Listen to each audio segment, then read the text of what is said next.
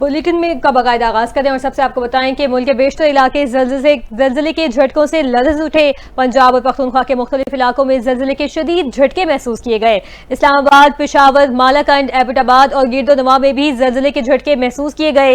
लाहौर, फैसलाबाद, जंग और गिरदोनवा में भी जलजिले के झटके। इसकरदू, एबटाबाद, सवात, कोहाट, लोअर दीर, मानसेरा में भी जलजिले के झटके महसूस किए गए। रेक्टर स्केल पर जलजिले की शिद्दत 5.9 रिकॉर्ड की गई। इसी सारे मामले पर हमारे साथ बात करने के लिए मौजूद है हमारे नुमाइंदे उसामा कजाफी। जी उसामा, आगाह कीजिएगा।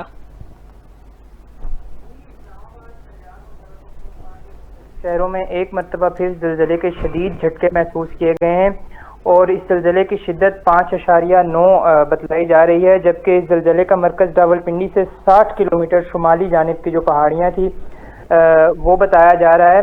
ज़ेरे ज़मीन इस ज़लज़ले की गहराई 94 किलोमीटर थी और ये इस हफ्ते के दौरान होने वाला तीसरा बड़ा ज़लज़ला था, जिससे शहरियों में मुसलसल खौफ व हरास फैल रहा है। और ये इतलात भी हैं कि इस चीज़ की पेशगोई की गई है कि इस्लामाबाद, रावलपिंडी और इसके मुल्हिका इलाकों में एक बड़ा ज़लज़ला भी आ सकता है, जिससे बहुत से नुकसानात की भी पेशगोई की गई है।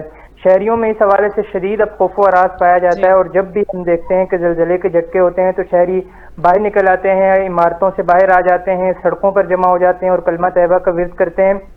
इसी तरह ये सिर्फ ज़लज़ले नहीं बल्कि कुदरती आफात का जो दूसरा सिलसिला है वो भी जारी है। हमने देखा यालाबारी हुई, ओले बरसे और उससे काफ़ी करोड़ों का नुकसान हुआ। तो एक मरतबा फिर इस ज़लज़ले के इस शदीद ज़लज़ले ने शहरियों को खौफ व हरास में मुब्तला कर दिया है। जी उसामा, साथ ही साथ ये भी बताएगा कि ज़लज़ला पेमा मरकज़ का क्या बताना है कि जो बड़ा ज़लज़ला आएगा मुमकिन है उसकी शिद्दत क्या हो सकती है? जी, उस ज़लज़ले की शिद्दत तो 6 से 7 के दरमियान हो सकती है, लेकिन उस ज़लज़ले का जो दौरानिया है वो ज़्यादा होगा। ये जो ज़लज़ले के झटके महसूस किए गए हैं ये तकरीबन 5 से 8 सेकंड के दौरान महसूस किए गए हैं, लेकिन अगर इसी शिद्दत का ज़लज़ला 15 से 20 सेकंड या इससे ज़्यादा चल जाए तो ये इंतहाई तबाहकुन साबित हो सकता है। जी, बहुत शुक्रिया उसामा कज़ाफ़ी, आप हमें अपडेट कर रहे थे। नायब वज़ीर आज़म और वज़ीर ख़ारजा इसहाक़ डार का एक रोज़ा दौरे काबुल जारी। आला सतह का वफ़द भी नायब वज़ीर आज़म इसहाक़ डार के हमरा काबुल पहुंचा। वज़ीर ख़ारजा इसहाक़ डार की अफ़ग़ान वज़ारत ख़ारजा आमद, अफ़ग़ान वज़ीर ख़ारजा मौलवी अमीर खान मुत्तक़ी ने इस्तक़बाल किया। दोनों ममालिक के दरमियान वज़राए ख़ारजा का इजलास जारी। पाक अफ़ग़ान वज़राए ख़ारजा इजलास में तारीख़ी रिश्तों को मज़ीद मज़बूत बनाने पर तबादला ख़याल। वज़ीर ख़ारजा इसहाक़ डार की अफ़ग़ान अबूरी वज़ीर आज़म और अफ़ग़ान नायब वज़ीर आज़म बराए इक़्तिसादी उमूर से मुलाक़ातें भी मुतवक्क़े हैं। यहाँ आपको बताएं कि वज़ीर आज़म शहबाज शरीफ का ज़राई खुद किफ़ालत के हुसूल के लिए ज़राअत के शोबे को जदीद खतूत पर इस्तेमाल करने और नौजवानों की सलाहियतों से इस्तेफ़ादा करने की अहमियत पर जोर। वज़ीर आज़म शहबाज शरीफ ने ज़राई शोबे की बहाली और जिद्दत के लिए आला सतही मुशावरती इजलास की सदारत की। मुशावरती इजलास से खिताब करते हुए वज़ीर आज़म ने कहा, पाकिस्तान को अल्लाह ताला ने ज़रख़े ज़मीं, काबिल ज़रई माहिरीन और मेहनती किसानों से नवाजा है। इसके बावजूद ज़राई शोबे में तरक्की में कमी है। उन्होंने कहा कि ज़राई घरेलू सनतों, छोटे और दरमियाने कारोबार, स्टोरेज की सहूलतों को फरोग देकर शोबे की तरक्की की जा सकती है। इजलास में ज़राई डिजिटलाइजेशन, साइंसी हिकमत अमली और पानी के मौसर इस्तेमाल पर जोर दिया गया। वज़ीर आज़म ने हिदायत दी है कि 5 वर्किंग कमेटियां फौरी तश्कील दी जाएं और 2 हफ्तों में सिफारिशात पेश की जाएं ताकि ज़राई खुद किफ़ालत की राह हमवार की जा सके। वफाकी वज़ीर ख़ज़ाना Mohammad Aurangzeb world bank group और IMF के इजलासों में शिरकत करने के लिए अमरीका रवाना हो गए। वज़ारत ख़ज़ाना के मुताबिक वर्ल्ड बैंक ग्रुप और IMF के इजलास 21 अप्रैल से 26 अप्रैल तक होंगे। वज़ीर ख़ज़ाना मोहम्मद औरंगज़ेब आलमी बैंक और IMF के आला हुकाम से मुलाकात करेंगे। मोहम्मद औरंगज़ेब चीन, बरतानिया, सऊदी अरब, तुर्किया के वज़राए ख़ज़ाना से भी मुलाकात करेंगे। अमेरिका के स्टेट और टेरिटरी डिपार्टमेंट्स के आला हुकाम से मुलाकातें भी दौरे का हिस्सा हैं, जबकि आलमी क्रेडिट रेटिंग्स एजेंसियों, कमर्शियल और सरमायाकार बैंकों के हुकाम से भी मुलाकात होगी। वज़ीर ख़ज़ाना सरमायाकारी फोरम्स और सेमिनार से खिताब के दौरान मुआशी मंजरनामे को वाज़ेह करेंगे।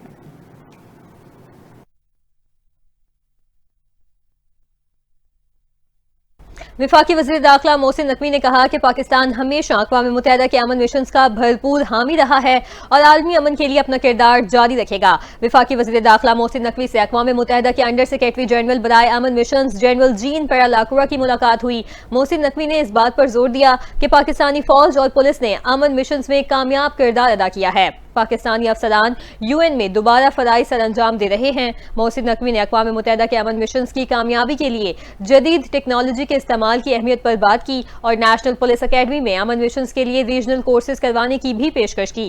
انہوں نے کہا کہ پاکستان پولیس سروس میں خواتین کو یکساں مواقع فراہم کیے جا رہے ہیں۔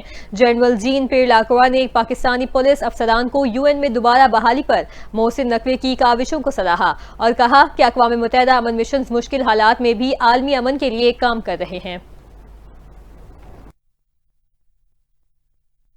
پاکستان آرمی کی میزبانی میں انٹرنیشنل ٹیم سپرٹ مقابلوں کا کامیاب انعقاد ہوا، جس میں پاکستان سمیت 15 ممالک کی افواج نے شرکت کی۔ اختتامی تقریب میں army chief general Asim Munir نے بطور مہمان خصوصی شرکت کی۔ اسی حوالے سے دیکھتے ہیں یہ رپورٹ۔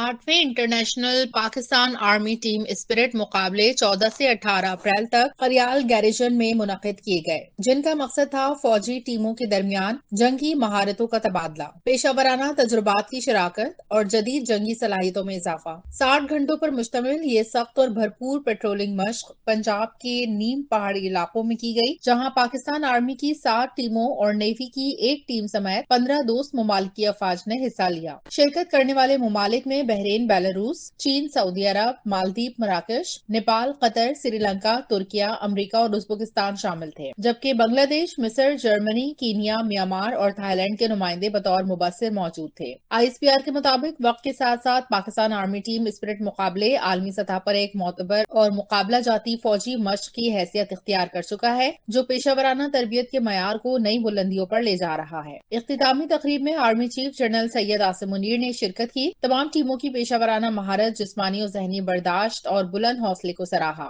آرمی چیف نے کہا، پاکستان آرمی کردار، جرأت اور مہارت جیسے اعلیٰ سپاہیانہ اوصاف کی حامل ہے، جنہیں ہمارے جوانوں نے دہشت گردی کے خلاف جنگ میں ثابت کیا ہے۔ انہوں نے مزید کہا کہ ایسی مشقیں باہمی سیکھنے کا بہترین ذریعہ ہیں، جہاں حکمت عملی، تربیت اور ٹیم اسپرٹ کو ایک پلیٹ فارم پر یکجا کیا جاتا ہے۔ تقریب کے اختتام پر بہترین کارکردگی دکھانے والی ٹیموں اور انفرادی شرکاء کو انعامات سے نوازا گیا۔ بین الاقوامی مبصرین اور دفاعی اتاشیوں نے مشق کے انتظامات کو اعلیٰ درجے کا قرار دیا۔ اور یہاں آپ کو بتائیں کہ صدر مملکت آصف علی زرداری نے سینٹ کا اجلاس طلب کر لیا ہے۔ سینٹ اجلاس کے بارے میں ایوان صدر سے باضابطہ حکم نامہ جاری کر دیا گیا۔ جاری کردہ اعلامیے کے مطابق سینٹ کا اجلاس منگل 22 اپریل کو سپہر 4 بجے پارلیمنٹ ہاؤس اسلام آباد میں منعقد ہوگا۔ اجلاس میں اہم قومی امور، قانون سازی اور دیگر پارلیمانی کارروائیوں پر بھی بحث متوقع ہے۔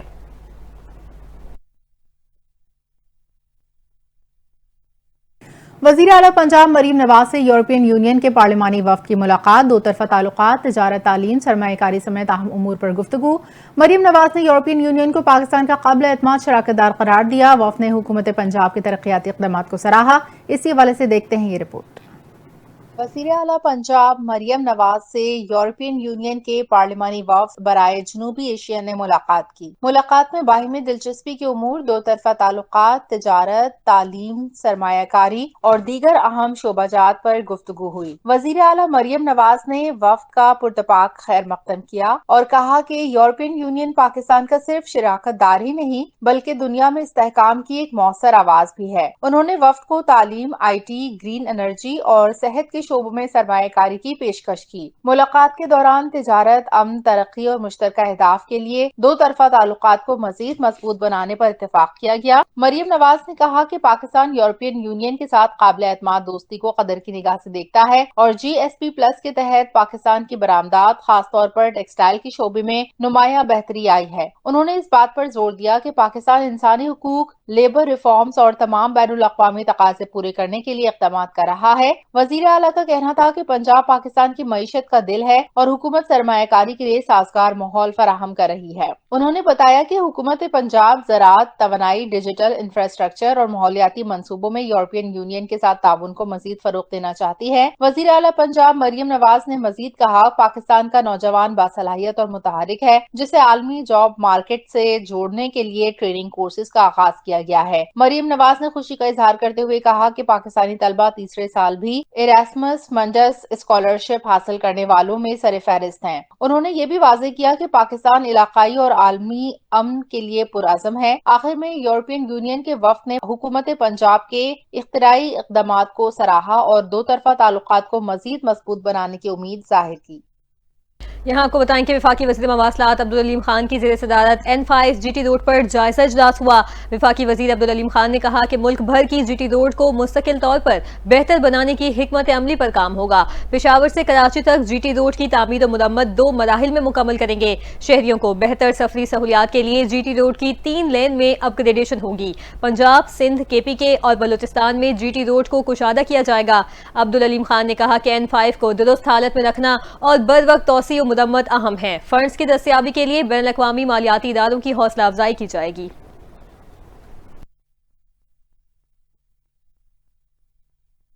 बलूचिस्तान के इलाके दक्की में कानून नाफिज करने वाले इदारों ने कार्रवाई करते हुए कलअदम तंजीम के 5 शरपसंदों को हलाक कर दिया। CTD हुकाम के मुताबिक दक्की के इलाके में कार्रवाई के दौरान फायरिंग के तबादले में 5 मुसल्लह अफराद हलाक हुए। CTD हुकाम का कहना है कि हलाक शरपसंदों का ताल्लुक कलअदम तंजीम से था। लाश अस्पताल मुंतकिल, जबकि CTD हुकाम ने मामले की मजीद तहकीकात का आगाज कर दिया।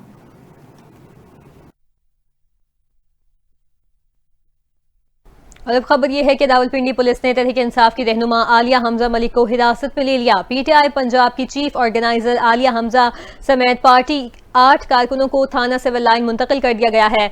PTI रहनुमा सीमाविया ताहिर ने कहा कि 5 कारकुनान को थाना एयरपोर्ट मुंतकिल किया गया है। आलिया हमजा मलिक को थाना विमेन में रखा गया, जबकि सीमाविया ताहिर ने कहा कि एहतजाज करना या कन्वेंशन करना हमारा आईनी हक है। हमने कानून के खिलाफ कोई काम नहीं किया।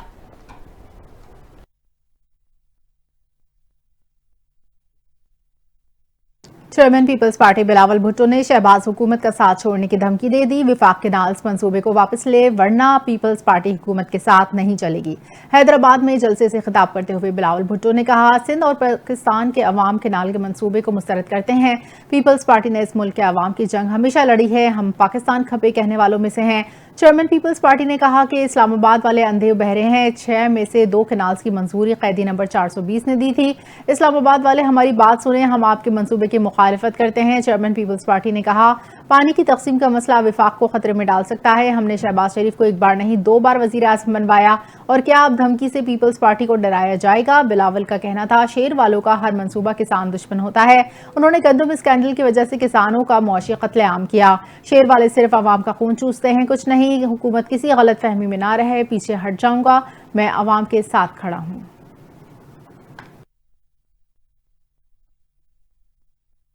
विफाकी वजीर मनसूबाबंदी एहसन इकबाल ने अगले बजट में बलूचिस्तान के लिए सबसे ज्यादा रकम मुख्तस करने का ऐलान कर दिया है। एहसन इकबाल ने N25 कौमी शाहरा की तामीर से 2 से 3 साल में मुकम्मल करने का ऐलान किया। उन्होंने वजीर आला बलूचिस्तान को विफाक की तरफ से दीगर मनसूबों के लिए फंड्स की फराहमी की यकीन दहानी भी करवा दी। एहसन इकबाल ने कहा कि अगले बजट में बलूचिस्तान के लिए सबसे ज्यादा रकम मुख्तस की जाएगी। मादनियात बलूचिस्तान की तरक्की में अहम किरदार अदा कर सकते हैं। विफाकी वजीर मनसूबाबंदी ने मजीद कहा कि जो लोग मजदूरों को टारगेट करते हैं वो सूबे को पसमानदा रखकर अपना खेल खेलना चाहते हैं।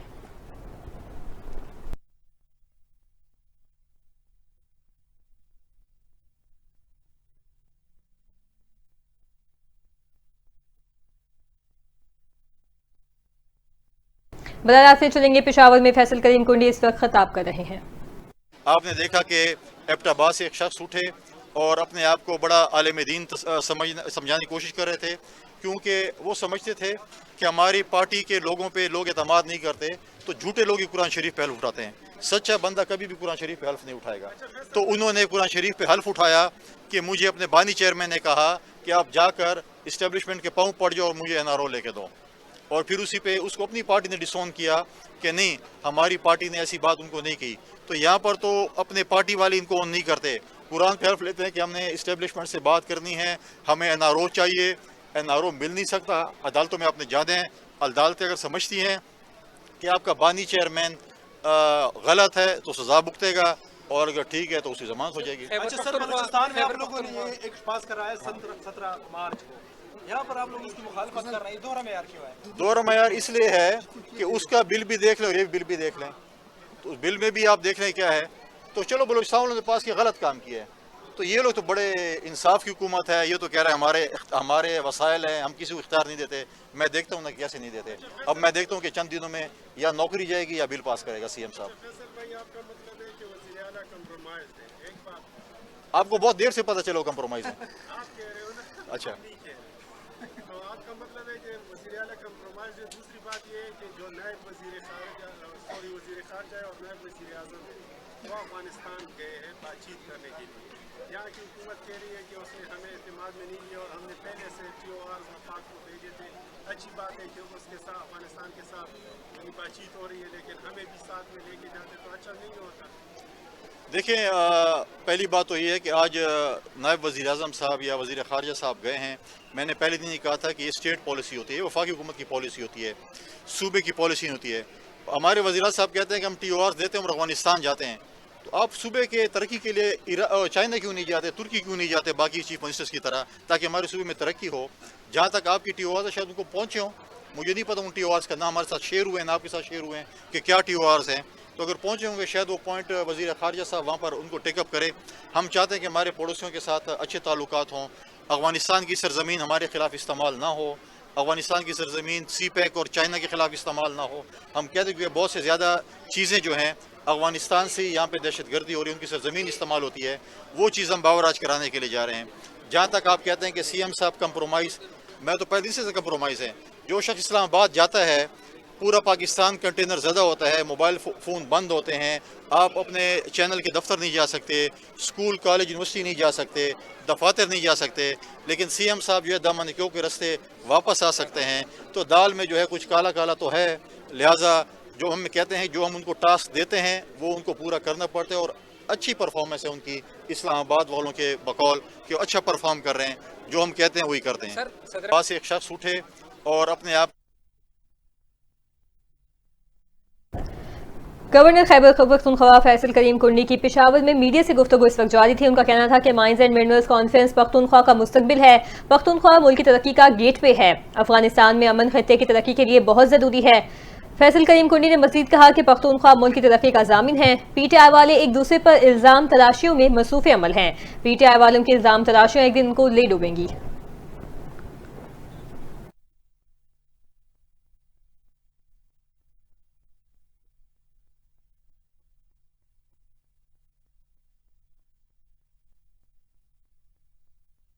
خبروں کے سلسلے کو آگے بڑھائیں اور آپ کو بتائیں کہ پاکستان میں غیر قانونی طور پر مقیم افغان باشندوں کی واپسی کا عمل تیزی سے جاری ہے.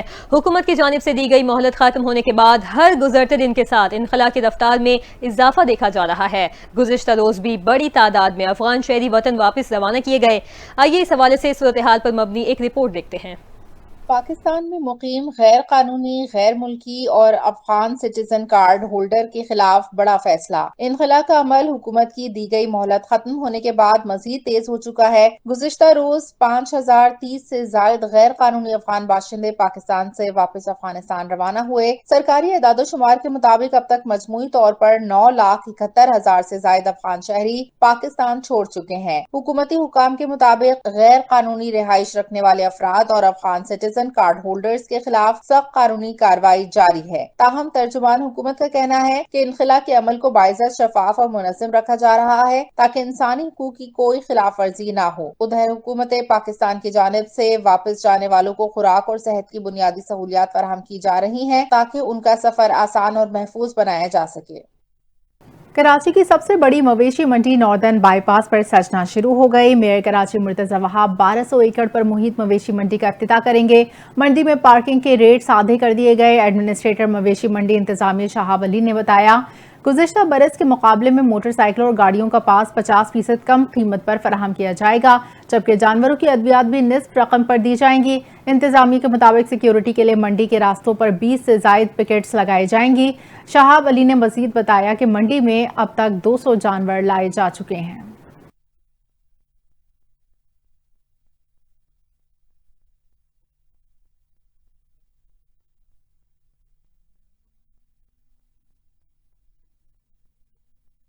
یہاں آپ کو بتائیں کہ PDM نے خیبر پختونخوا میں بارشوں سے نقصان کی تفصیلات جاری کر دی ہیں. رپورٹ کے مطابق پختونخوا میں 16 اپریل سے اب تک بارشوں کے بعد حادثات میں 2 افراد جاں بحق ہو چکے ہیں. بارشوں کی وجہ سے مختلف حادثات میں 9 افراد زخمی بھی ہوئے. PDM کی رپورٹ کے مطابق جاں بحق افراد میں 1 مرد اور 1 خاتون جبکہ زخمیوں میں 4 مرد 3 خواتین اور 2 بچے شامل ہیں. خیبر پختونخوا میں بارشوں کے باعث 11 گھروں کو جزوی نقصان پہنچا. رپورٹ میں یہ بھی کہا گیا کہ حادثات چارسدہ، خیبر، شانگلہ، بٹگرام اور چترال لور میں پیش آئے.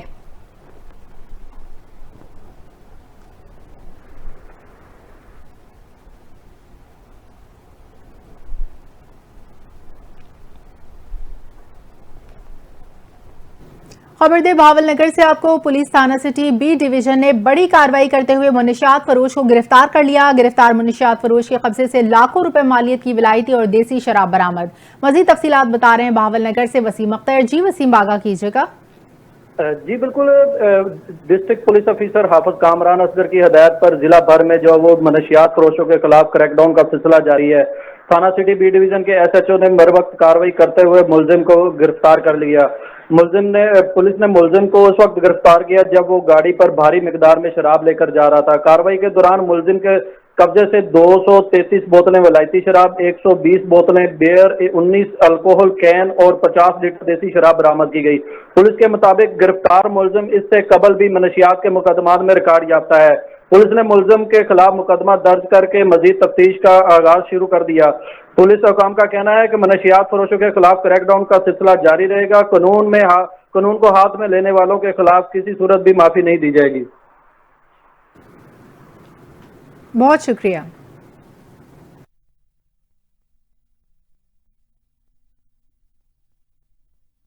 PSL सीजन 10 के 8वें मैच में कराची किंग्स ने कोयटा ग्लैडिएटर्स को 56 रन से शिकस्त दे दी है। नेशनल स्टेडियम कराची में खेले गए मैच में कराची ने पहले बैटिंग करते हुए 175 रन बनाए। जेम्स वीनस 70 रन के साथ नुमाया रहे। वार्डर ने 31 और टिम साइफर्ट ने 27 रन बनाए। जवाब में कोयटा की टीम 176 रन के हदफ के ताकुब में सिर्फ 119 रन तक महदूद रही। कप्तान सऊद शकील ने 33 और मोहम्मद आमिर ने 30 रन स्कोर किए। कराची की शानदार बॉलिंग के सामने कोयटा की बैटिंग लाइन बेबस दिखाई दी। पॉइंट्स टेबल पर इस्लामाबाद यूनाइटेड 6 पॉइंट्स के साथ सर-ए-फहरिस्त है, जबकि लाहौर कलंदर्स और कराची किंग्स 4 और कोयटा ग्लैडिएटर्स 2 पॉइंट्स के साथ बिलतरतीब दूसरे, तीसरे और चौथे नंबर पर हैं। पेशावर समेत खैबर पख्तूनख्वा के मुख्तलिफ अजला में बारिशों का नया सिलसिला शुरू हो गया। मुख्तलिफ इलाकों में गरज चमक के साथ बारिश और यालाबारी, मूसलाधार बारिश और यालाबारी से गर्मी की शिद्दत में कमी वाक़ई हुई।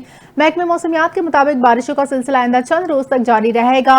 PDMA ने बारिशों के पेश नज़र पेशी इक़दामात के लिए मुतालिका अजला में जिला इंतजामिया को मरासला भी इरसाल कर दिया, जबकि PDMA ने किसी भी हंगामी सूरत हाल से निपटने के लिए स्टाफ की छुट्टियां मनसूख कर दी। पाकिस्तानी कॉमेडी की दुनिया में कुछ नाम ऐसे होते हैं जो तारीख का हिस्सा नहीं, खुद एक तारीख होते हैं। कहूं के बेताज बादशाह, लाखों दिलों की धड़कन, कॉमेडी को नया अंदाज देने वाले उमर शरीफ की आज सालगिरह मनाई जा रही है। मुझे लगता है आप क्या खाने पीने का रिवाज नहीं है शायद। क्या बात कर रहे हो यार, रिज़्क़ की बात की है। रोटी हमारे बुजुर्ग फरमाते, अल्लाह फरमाता है अल्लाह राज़िक़ अल्लाह है। अल्लाह फरमाता है मेहमान अपना रिज़्क़ खुद लाता है। लाए हो अरे कुछ लाए हो, शॉपर में बिरयानी को लाए हो। आज है उस फनकार की सालगिरह जिसने कहकों को पहचान दी, जिसकी मज़ाहिया जुमलों पर न सिर्फ पाकिस्तान बल्कि दुनिया भर में लोग हंसते हंसते लोटपोट हो जाते थे। कराची के इलाके लियाकताबाद में 19 अप्रैल 1955 को जन्म लेने वाला ये लड़का कब कॉमेडी की दुनिया का बादशाह बन गया, ना वो खुद जानता था ना जमाना। मोहम्मद उमर नामी इस हंसते बोलते नौजवान ने 14 साल की उम्र में स्टेज पर कदम रखा और 1974 में अपने फनी सफर का आगाज किया। शोबिस की दुनिया में आने के बाद वो उमर शरीफ के नाम से जाने गए, एक ऐसा नाम जो बाद में जनूबी एशिया के किंग ऑफ कॉमेडी कहलाया। 1980 में पहली बार एक ऑडियो कैसेट के जरिए इनकी पहचान बनी और फिर उनकी बेसाख्ता, बर्जस्ता और खालिस अदाकारी ने देखते ही देखते इन्हें शोहरत की बुलंदियों पर पहुंचा दिया। तुम इनको जरा मैयत बन के दिखा दो। अबे इतनी सी टांगे वो भी सुकेल ली। खोल इसे, खोल टांग अपने आप वो खोल दो। कितना खोलोगे भाई? यही है भाई, यहीं तक है। जनाजे का फैलाव यहीं तक है। उनका तारीखी स्टेज ड्रामा बकरा किस्तों पर आज भी पाकिस्तान के स्टेज का सबसे मशहूर, सबसे कामयाब ड्रामा माना जाता है। इतना मशहूर कि भारत की कई फिल्मों में इसके मुकालमे तक दोहराए गए। इस ड्रामे के 4 हिस्से पेश किए गए और हर बार से शायकीन ने हाथों हाथ लिया। उमर शरीफ के दीगर मकबूल स्टेज ड्रामों में दुल्हन, मैं लेकर जाऊंगा, सलाम कराची, अंदाज अपना अपना, मेरी भी तो ईद करा दे, नई अम्मी पुराना अब्बा, ये है नया तमाशा, ये है नया जमाना, yes yes Eid, no sir Eid, Eid तेरे नाम, समद बॉन्ड 007, लाहौर से लंदन, अंगूर खट्टे हैं, पेट्रोल पंप, लूट सेल, हाफ प्लेट, उमर शरीफ इन जंगल, चौधरी प्लाजा वगैरह शामिल हैं। उमर शरीफ ने 70 से ज्यादा ड्रामों के स्क्रिप्ट लिखे जिनके मुसन्निफ, हिदायतकार और अदाकार वो खुद थे और इन ड्रामों ने मकबूलियत के रिकॉर्ड कायम किए। उमर शरीफ सिर्फ कॉमेडियन नहीं बल्कि एक मुकम्मल फनकार थे। अदाकार, राइटर, डायरेक्टर, प्रोड्यूसर, शायर, कंपेयर और कंपोजर। उन्होंने फन के हर शोबे में अपनी काबिलियत का लोहा मनवाया। उनकी कॉमेडी महज हंसी नहीं थी, वो माशरती मसाइल पर तंज भी करते थे, दिल छू लेने वाली बात भी कह जाते और एक लम्हे में आंखें नम और होंठ मुस्कुरा देते। टीवी, स्टेज और फिल्म तीनों मीडियम्स पर राज करने वाले उमर शरीफ पाकिस्तानी शोबिस के वो लेजेंड बने जिन्हें तमगा इम्तियाज जैसे आला कौमी एजाज से भी नवाजा गया। उनकी खिदमात सिर्फ पाकिस्तान तक महदूद ना रही बल्कि भारत, मशरिक वस्ता, अमेरिका और यूरोप में भी उनके मद्दाहों की बड़ी तादाद है। मशहूर भारतीय कॉमेडियंस ने इन्हें अपना उस्ताद माना और एतराफ किया कि जो उमर शरीफ ने किया वो कोई न कर सका। साल 2021 में उमर शरीफ तवील अलालत के बाद दुनिया से रुखसत हो गए, मगर उनके कहक़हे, उनकी बातें और उनकी याद आज भी हर पाकिस्तानी के दिल में जिंदा है।